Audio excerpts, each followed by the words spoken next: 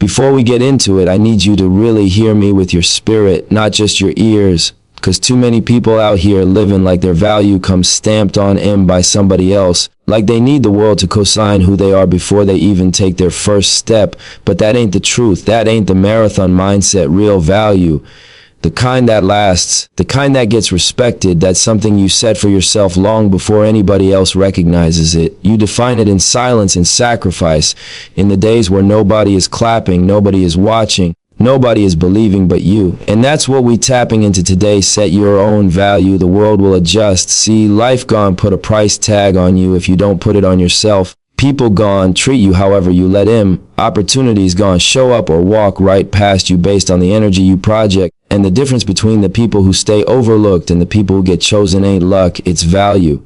Self-set value. Self-defined value. The kind you build brick by brick, discipline by discipline, decision by decision. So let's break down the 5 things every person gotta master if they want to walk in their worth and make the world move around their standard instead of shrinking themselves to fit somebody else's expectations. When you really sit with this idea, it hits you different, because your whole life people been telling you just work harder, or be a good person, or do the right thing and good will come back. But the truth is colder than that. You can be the most loyal person, the most dedicated person, the most talented person in the room. But if you let people treat you cheap, they gon' keep treating you cheap. Life don't respond to what you wish for. It responds to what you allow. And once you understand that, you stop blaming people and start checking your boundaries. See, if you let someone talk down on you once and you don't say nothing, you just taught them that silence is your language. If you let somebody underpay you because you scared to lose the job, you told them you don't value your own craft. If you answer that phone at 2 a.m. for the person who only calls you when they need something, you taught them your time ain't worth rest. None of this is about being rude or being cold. It's about honoring yourself. It's about showing the world the same respect you've been begging for from everybody else. A lot of people don't even realize they've been teaching folks the wrong lessons their entire life. And then they look around confused, wondering why nobody respects their time, their effort, their presence. But look at the pattern. Every time someone crossed a line, you gave a pass. Every time someone took advantage, you made excuses. Every time someone lowballed you, you took it just to survive another day. The marathon ain't just about running. It's about refusing to stop at the wrong checkpoints. It's about knowing that the standard you set is the contract you sign with the world. And I learned this early, before the fame, before the headlines, before the world tried to categorize who I was. When me and my team dropped that 100 Crenshaw mixtape, the whole industry thought we lost our mind. They thought we was hustling backwards. They thought, who do these dudes think they are to set a price like that? But that was the point. We knew exactly who we were. We knew the value of the work, the hours, the grind, the message, the intention. We wasn't asking for approval. We was offering an opportunity. We wasn't selling music. We was selling belief. We was saying, if you understand the vision, then you go and support it. If you don't, that's cool too. But what we not gonna do is shrink the value just to make people comfortable. And when the world saw 1,000 people line up and pay that price, everything changed. The same folks who doubted it started studying it. Headlines switched from crazy to genius. Interviews started happening. Conversations shifted. That's when I realized something powerful. People will call your idea crazy right up until it works, and then they'll call it brilliant. But what made it brilliant wasn't the outcome. It was the confidence to set the value before the world understood it. That's what you gotta do in your own life. Stop waiting for applause before you validate your worth. Stop expecting people to respect boundaries you never spoke. Stop expecting loyalty from people who learned they can treat you any type of way and still get access to you. The moment you raise your standard, you go and see people react. Some will step up because they always had the potential. Some will fall back because they never planned to grow. And you gotta be okay with both, because both responses protect your future. The person who levels up shows you they belong with you. The person who leaves shows you they never did. It's like relationships, romantic, business, friendships, all of it. If somebody only hits you when they need you, that's because you allowed it. If somebody keeps coming back after hurting you, that's because they know you'll forgive without consequences. You don't need to punish people. Just change the access, rise the standard, move differently, and trust that the right one's gonna adapt. People adjust to what they don't want to lose. Your value ain't just about money either. It's your peace, it's your spirit, it's your energy, If you let people drain you, they gon' keep draining.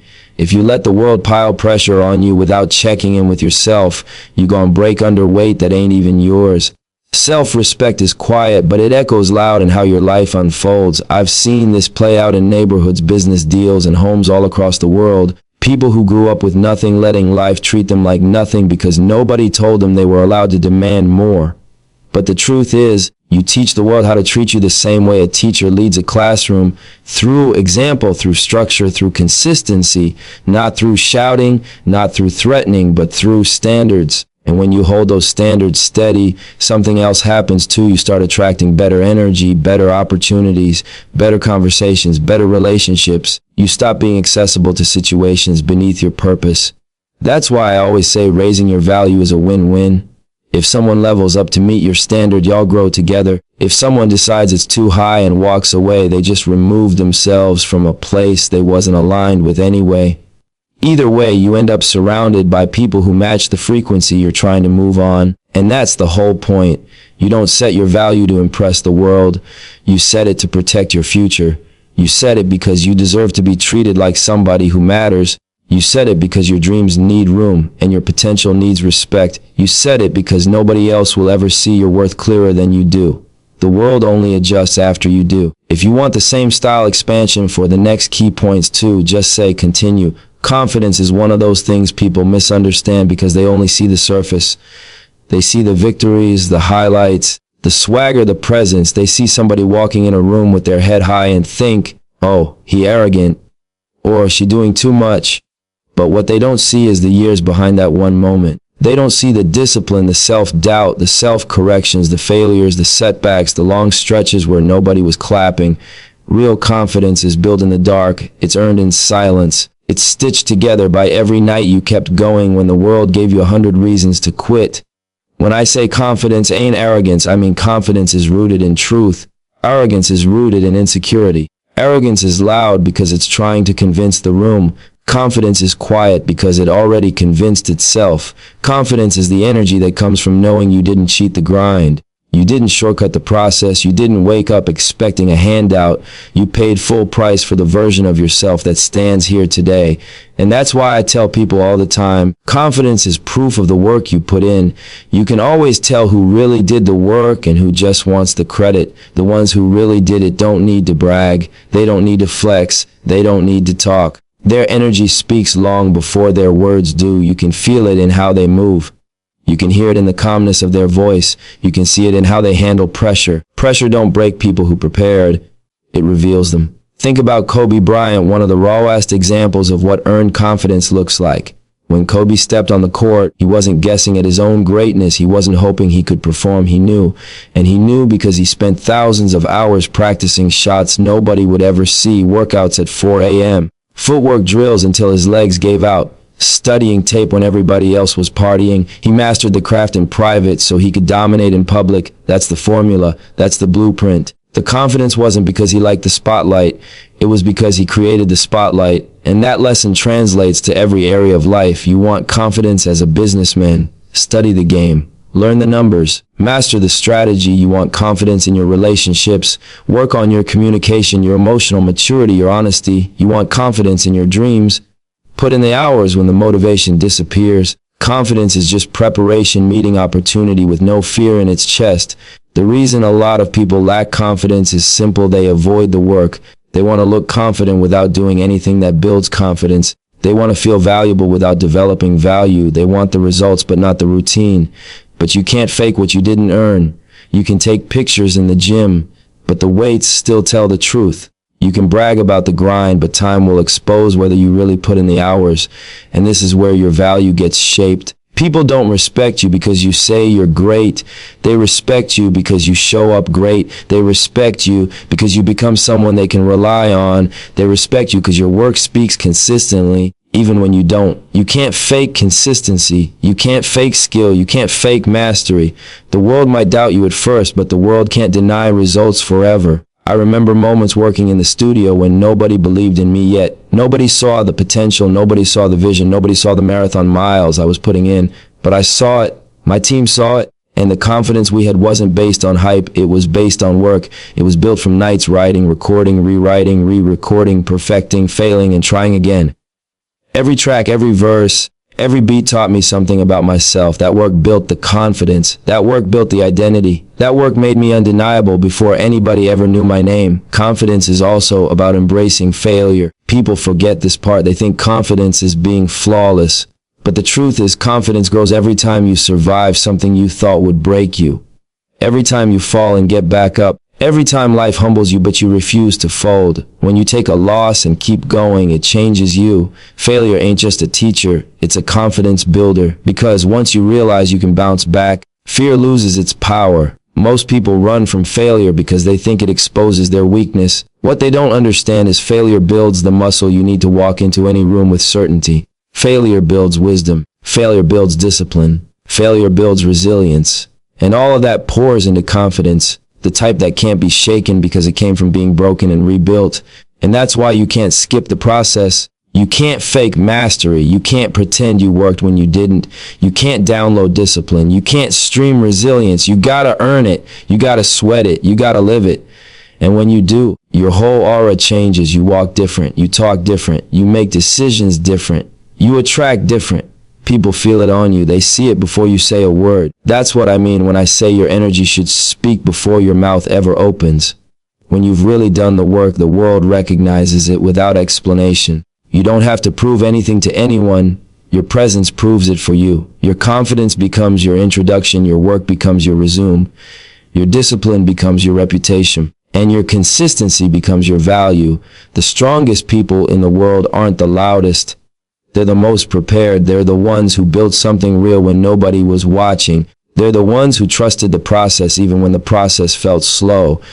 They're the ones who believed in themselves before anybody else had a reason to. If you want to be valued, become undeniable. Don't ask for respect. Build something that demands it. Don't seek validation. Develop skills that make people validate you automatically. Don't try to look confident. Become somebody confidence grows naturally inside of. Confidence ain't arrogance. Confidence is truth. Confidence is work. Confidence is faith in the version of you that's been forged, tested, sharpened, developed. And once you build that, nobody can take it from you. You ever notice how people treat you different the moment you stop being the version of yourself they benefited from? When you were easy to reach, always available, always saying yes, always sacrificing your time, your energy, your peace just to keep everybody else comfortable. Everybody loved you. They loved the unhealed you. They loved the uncertain you. They loved the discounted version of you that didn't know its own value. But the second you start tightening your boundaries, the second you start speaking up for yourself, the second you start demanding the respect you should have been getting all along, suddenly you changed. Suddenly you too much. Suddenly they don't know who you think you are. That right there tells you everything you need to know. Some people never loved you. They loved the convenience of you. They were addicted to the version of you that played small so they could feel big. They were comfortable when you were unsure because your uncertainty kept them confident. They were happy when you didn't know your value because it allowed them to treat you like a clearance item while giving you gratitude like they were doing you a favor. The moment you stop being cheap, they feel threatened. And that's because your growth is a mirror. It exposes everything they've been avoiding about themselves. That's why I tell people, never discount yourself just to make somebody feel comfortable. You weren't built for clearance racks. You weren't designed to fit inside someone else's price range. The moment you start reducing who you are to match someone else's expectations, you rob yourself of the very greatness you're supposed to walk in. Think about business for a second. Luxury brands don't lower their price because someone can't afford them. They don't apologize for being high quality. They don't beg for customers. They set the value and let the world adjust. The price is the price. And guess what? People respect it. They might not understand it at first, but they can't ignore it. When you carry yourself like you're worth more, people treat you like you're worth more. When you act like you're cheap, people treat you like you're cheap. The same applies to your life. When you start charging your real worth, mentally, spiritually, emotionally, financially, everybody can't come with you. Everybody can't afford that new version of you. People who only showed up when you were broken won't know how to move when you start healing. People who love the insecure version of you won't be able to handle the confident one. People who relied on your silence won't be able to deal with your voice. You stop being convenient, and suddenly you stop being their favorite. But that's not loss, that's alignment. And I've seen this firsthand. I've had people tell me, "Nip, slow down. You moving too fast. You aiming too high." But what they really meant was, don't grow past the version of you that makes me feel safe about staying the same. They wanted me to doubt myself because they doubted themselves. They wanted me to think small because they thought small. They wanted me to fit inside the same box they were trapped in, because if I broke out of mine, it forced them to acknowledge they were choosing comfort over growth. People will always try to keep you at the level where they met you because your evolution disrupts their stagnation. Your leveling up puts pressure on them to do the same, and not everybody is ready for that. Some people ain't scared of you. They scared of losing access to you. They scared of losing the advantage they had when you didn't know what you deserved. When you grow, you don't just rise, you reveal. You reveal weaknesses in other people. You reveal their lack of ambition, their lack of discipline, their lack of courage. You reveal how dependent they were on you playing small. And instead of leveling up with you, they'd rather try to convince you to shrink. But here's the truth. You ain't obligated to shrink for nobody. You don't owe anybody the old version of you. You don't have to dim your light so somebody who refuses to grow won't feel overshadowed. You don't have to slow down so they can keep up. Growth is supposed to be uncomfortable. Evolution is supposed to disrupt. And anybody who truly loves you, truly supports you, truly wants to see you win, they're going to adjust to your growth, not fight against it. And that's where the idea of filtering your circle comes in, because when you raise your value, you automatically raise your standards. When you raise your standards, you force everything around you to realign.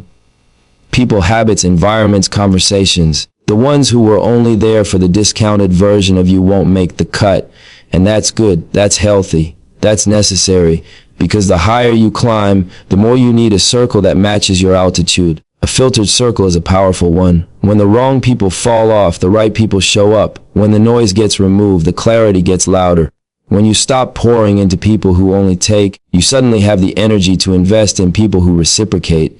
You start attracting relationships built on either mutual respect or nothing at all. You start meeting people who value your mind, not just your time. People who see your potential, not just your past. People who are as serious about growth as you are. Discounts attract bargain hunters, folks who take advantage, folks who never invest back, folks who disappear when you need them most. But full value attracts full value, and that's what you deserve. People who honor your boundaries, people who match your energy, people who give effort without you begging, people who aren't scared of your success because they're busy building their own. Don't ever forget, you're not expensive. They're just not in your budget. You weren't born to play small. You weren't born to be average.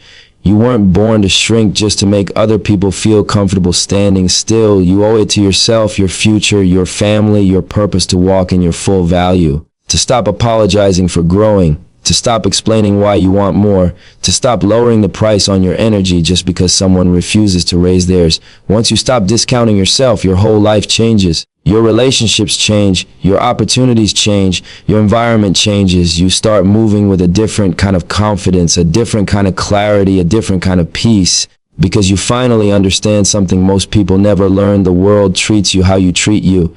And when you treat yourself like someone valuable, the world follows suit. Value shifts the moment you realize you're not supposed to be out here begging for opportunities that don't align with who you are.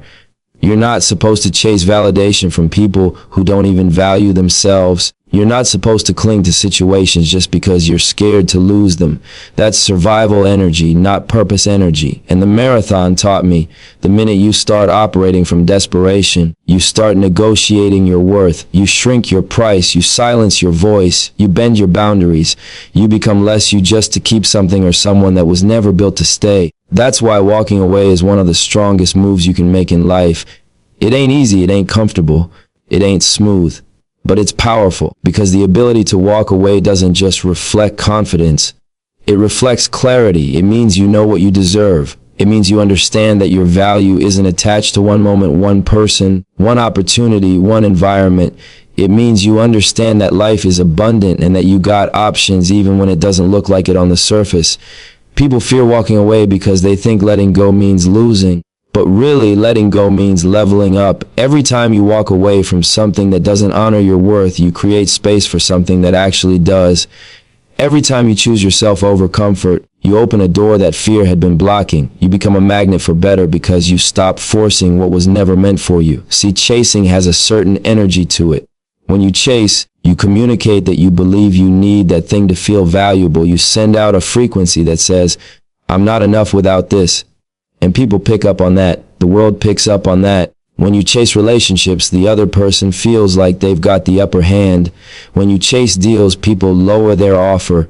When you chase respect, the room gives you the bare minimum. Desperation gives everybody else leverage over you. But walking away, that's a whole different frequency. That's a statement. That's a posture. That's you telling the world, I know who I am, and I don't need to beg to prove it. That's why I say power isn't in the pursuit. It's in the posture. It's how you stand when you say no. It's how you move after you leave. It's how you keep building, keep elevating, keep growing, even when it hurts to let go. Think about negotiators. The person with the most power in any negotiation is the one who can walk away from the table because they're not afraid to lose the deal. They're not afraid of starting from scratch. They're not afraid of empty hands because they believe in what they bring to the table. That's how you got to treat your life. You are the asset. You are the value. You are the one bringing something irreplaceable. Your vision, your character, your energy, your potential, your work ethic. So why cling to anything that doesn't recognize that? Let me break this down with a simple real life example.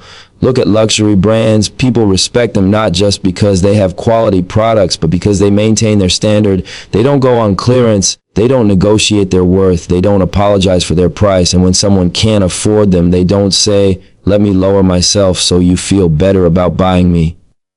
They stand firm and the world adjusts. Scarcity and self-respect create value. The principle is simple. When you respect your own worth, the world has to respect it too. Now apply that to your relationships. The moment you start walking away from love that hurts you, friendships that drain you, people who take without giving, your value rises because you're proving to yourself that you're not afraid to be alone. You're not afraid to rebuild. You're not afraid to trust the unknown. That's strength. That's courage. And people feel that on you. They respect that. They treat you differently because you treat you differently. Walking away also forces you to evolve. Sometimes you gotta leave the room to find the one you were meant to be in. Sometimes you gotta lose the job to find the career. Sometimes you gotta release the wrong person to attract the right one. Sometimes you gotta let a door close so the hallway can reveal the next one. The universe rewards the ones who move with intention, not fear. And this is backed by psychology too. There's a concept called opportunity cost perception, the idea that people value what's scarce and commit to what stands firm. The moment you stop being overly accessible, overly available, overly forgiving, overly flexible, people start treating you differently. They listen harder, they choose their words carefully. They show up with effort because they know effort is the only currency that works with you now. But when you cling, when you stay too long in places where you've outgrown everything but your fear, the world reads that as insecurity, and insecurity lowers your leverage, lowers your value, lowers your spirit. That's why the marathon mindset ain't about running full speed toward everything. It's about knowing what's worth running toward and what's worth walking away from. Sometimes the biggest win of your life won't be something you chase. It'll be something you release. Sometimes the most important yes is hidden inside a powerful no. Sometimes elevation requires separation. And don't get it twisted, walking away don't always feel good. Sometimes it hurts more than staying. Sometimes it feels like ripping out a piece of yourself. Sometimes it feels like failure. But it's not. It's alignment. It's growth. It's self-respect. It's you choosing your future over your comfort, your peace over your fear, your value over your desperation. One thing I learned is this. Every time you walk away from the wrong thing, the right thing shows up with more clarity. Every time you trust your value enough to leave what doesn't love you back, you get closer to the life that's been waiting on you. And once you master that, once you move with that quiet confidence, that calm power, that inner knowing, you stop chasing anything that isn't aligned. You stop clinging to anything that doesn't grow you. You stop begging for spots at tables that weren't built for you. Because now you understand the truth. Your value isn't measured by what you run after.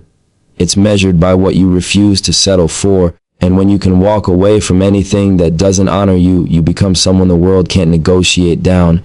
You become someone who moves with purpose, not panic. You become someone whose silence speaks louder than other people's pressure. You become someone who attracts better because you expect better. That's when you start winning the marathon for real. See, A lot of people talk about wanting respect, wanting recognition, wanting that moment where the world finally looks at them and says, yeah, that one right there, that's somebody. But wanting value and becoming value ain't the same thing. Everybody wants to be treated like an asset, but not everyone is willing to do the work that turns them into one. What I learned in my own marathon is that you can't just declare your worth.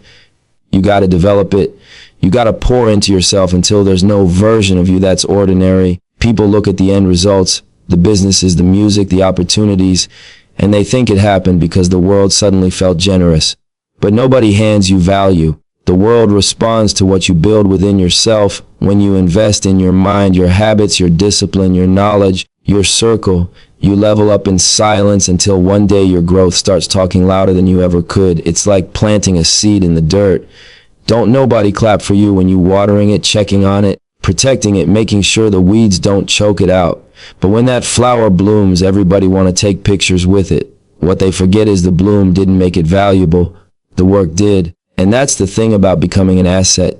It means you got value even when nobody's watching. You valuable in private.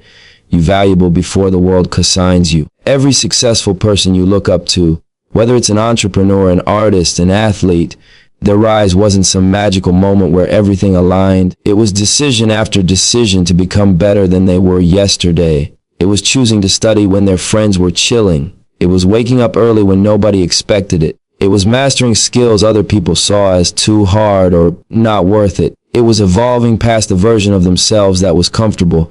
I remember being young, broke, and hungry, not just for money, but for direction. I didn't have a blueprint handed to me. What I had was curiosity and discipline. I'd read books about business, about ownership, about strategy. I studied people who built something from nothing. I invested in learning the game so I could play it different. That's what investment is. Doing the work long before it pays off. It's patience mixed with purpose. A lot of people skip that part. They want the shine without the strategy. They want the bag without the blueprint. They want people to value them, but they haven't added interest to themselves in years. If you want the world to treat you like an asset, you gotta treat yourself like one first. That means no more cheap habits, no more lazy thinking, no more settling for the bare minimum. You gotta upgrade your mind before you upgrade your life. When you build yourself, truly build yourself, something crazy happens. Your environment starts shifting to match your identity. Your network changes, your conversations deepen, your opportunities multiply. People start coming to you not because you're lucky, but because you're valuable.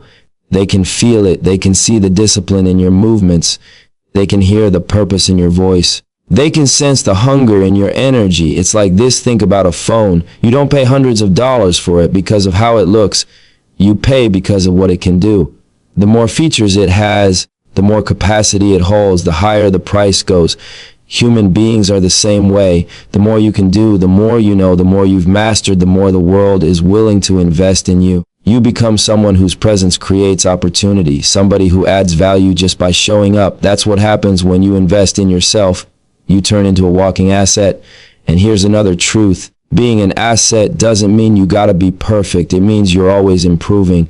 It means you're evolving while others stay still. It means you're willing to outgrow the old version of yourself. The one that played small, the one that procrastinated, the one that doubted, the one that settled. The world don't respect potential. It respects progress, consistency, mastery, growth. When you show you're serious about your own development, people start taking you serious too. I've seen people with half the talent win because they had twice the discipline. I've seen folks with average skills turn into leaders because they kept sharpening themselves while others got comfortable. I've seen underdogs become bosses because they decided to invest in their knowledge, their craft, their health, their mindset. That's the power of treating yourself like the most important stock in your life. The one investment that guaranteed returns. And listen, when you become the asset, your energy changes. You stop chasing validation. You stop begging for opportunity. You stop waiting for someone to choose you because you know the world can't overlook you forever. Not when you've built something real. Not when your value is undeniable. That's when deals start coming your way. That's when collaborators reach out. That's when people who never believed in you start saying, I always knew you had it in you. But by then, you ain't moved by their applause because you know what it costs to become the person they're clapping for. Investing in yourself is the most powerful act of self-respect. It tells the world, I'm worth the time. I'm worth the effort. I'm worth the resources. And the world responds to that energy. When you treat yourself like an asset, life starts returning dividends in money, in relationships, in opportunities, in freedom. At the end of the day, the marathon isn't just about running, it's about becoming. Becoming someone the world can't ignore. Becoming someone who creates value wherever they go. Becoming someone whose worth don't have to be explained because it's written in how they move, how they think, how they work, how they evolve.